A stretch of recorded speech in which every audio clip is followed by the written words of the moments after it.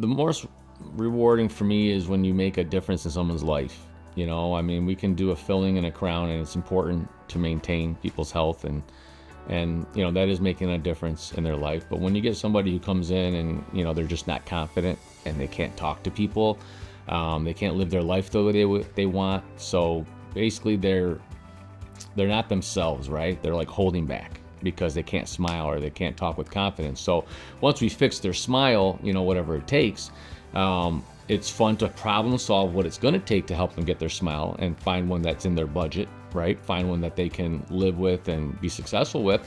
Then you see them coming in as a different person. So to me, that's the most exciting thing.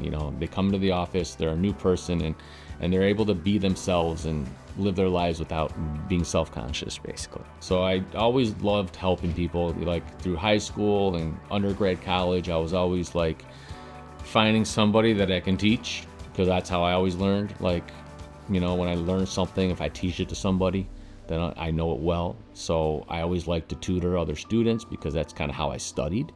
And I found a lot of reward from helping the people around me, right? So I looked for a career that I can do the same thing. I spent some time in the different, fields of medicine, and I really love dentistry. I found it as like problem solving with your hands. I like working with my hands. And you're able to take somebody's issue, and there's like several different ways to solve it. You come up with a solution, you present it to the patient, and then you get to do it. I graduated from dental school at University of Detroit Mercy, okay, right here in Michigan.